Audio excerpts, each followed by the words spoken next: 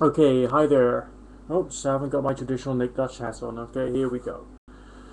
This video is going out to Gingergreek. I saw the title of Bossman's video, I saw your video, and my heart's going out to you. I guess I know that you're going through some bad times, and the way in which you're expressing it reminds me very much of the things I've been through myself. And I don't always like open up about this kind of stuff, but I've been to counsellors before, and I've been to the doctors to get help before as well, and I'm prepared to confess that now. I don't normally open up about these sorts of things, but yeah, it's had to happen. Um, you talk about your career and the fact that you're not doing too well. I'm not doing too well either. But I've got this one friend who I used to really, really envy because he had like everything. But then it turned out that he really envied me, not because I had everything, but because I thought differently, I saw the world differently, and he called me a very lucky individual because I had a more varied life than him. So there was me doing worse than him, okay? But he valued me and valued my opinions and my thoughts and feelings much more because I had a varied life. Because the thing of it, okay, the way I see it is that there's more things that make up you as an individual and therefore makes you important to the outside world rather than just your career. So, whether you're doing well or whether you're not doing well, as long as you're paying your bills and you're keeping your head above water and you're perpetually, looking out for the next big deal or the next big job or whatever it is, so you can carry on keeping your head above water, then that's basically all you need to be. Alright? Just keep your head above water and carry on doing the next right thing. That's it. Okay? People will like you anyway. One thing I think about you, Gingergreek, alright, is again something which relates back to my experiences of myself. Because I've been through a time whereby I didn't feel loved. Okay? I wanted I wanted to feel it. Okay? If I was really observant, and I mean really, really, truly observant, I would have to say that yes, I actually was loved by people, but there was something inside me that stopped me from experiencing it, and maybe that was self-loathing or self-hatred or fear that was brought about by this, that, and the other really terrible experience. I mean, seriously terrible experience that I'd had many years ago. Okay, because I might, just like yourself, I can come on YouTube and I can have a bit of a joke and a bit of a laugh with people. But there's a real human being behind the face, if you get my drift, a real human being. And we all come into this, into whichever social environment we go into with baggage. There isn't a single one of us in the world who doesn't. Especially or including those who are happy, giggly, bubbly, and fun-loving. Now, I've met you face to face, and the impression that you gave me was something which I had a lot of respect for, because I could see, I saw social skills, I saw intelligence, I saw a certain level of compassion, creativity, and a desire to be friendly and involved with people's lives. The kind of person who likes being wrapped up with other people.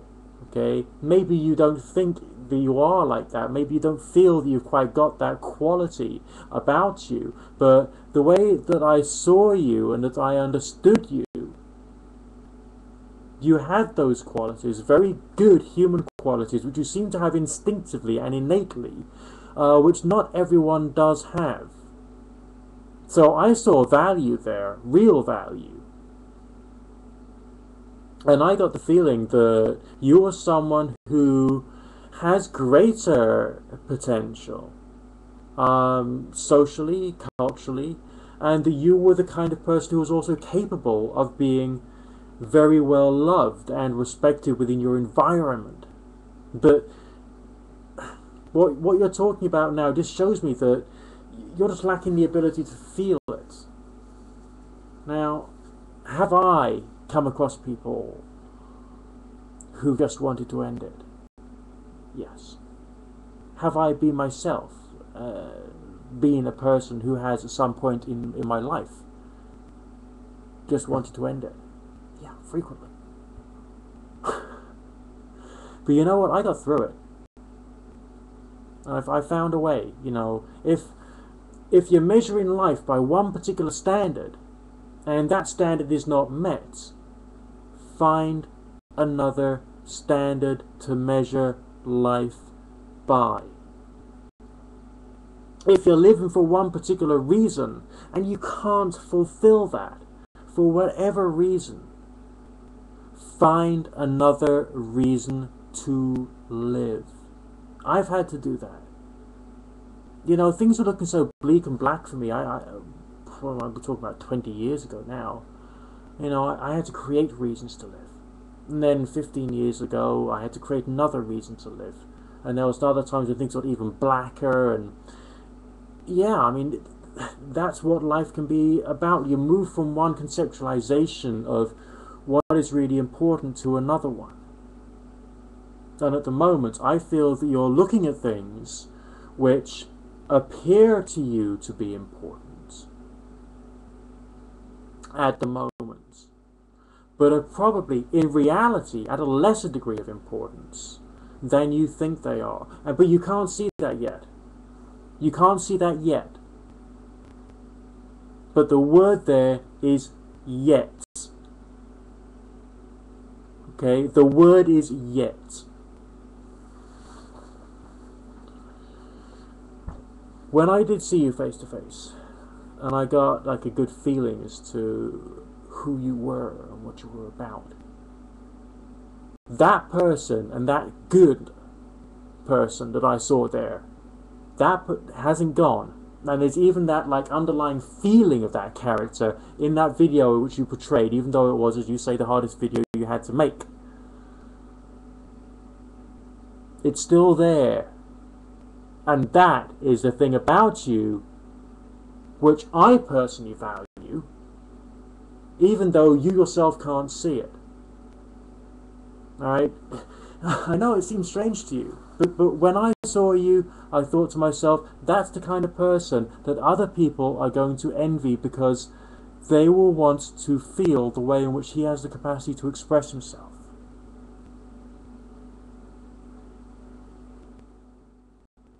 You may feel like shit, but I think it could be the other way around. I think that other people will feel worse than you.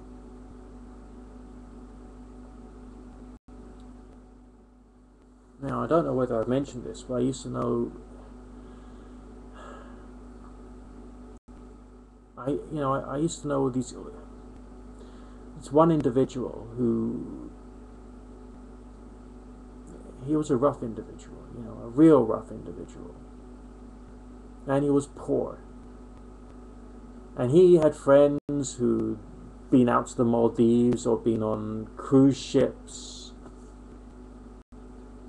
And he hadn't. And he felt bad when he was hearing these people going on about all the wonderful places they've been to. They went to see the Grand Canyon, for instance.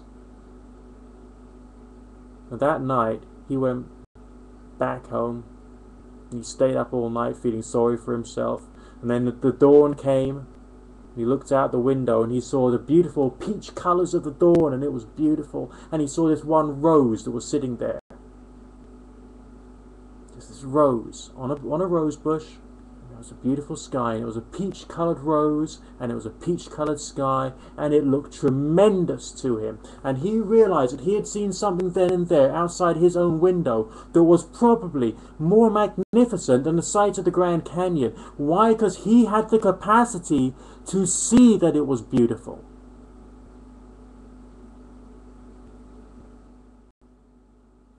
If you're feeling depressed now and you can't see the beauty in those small things, you will. And you will regain that.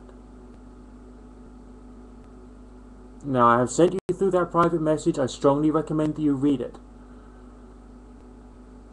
And I hope and pray that you will start to realize that although you don't feel like you are truly loved,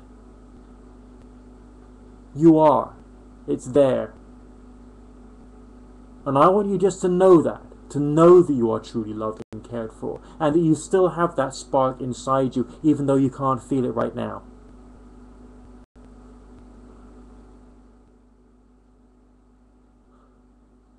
There's things about you which are much better than me, in some ways. And those things about you, I envy. Look after yourself. Don't do nothing stupid. And if you need to talk, send me a PM.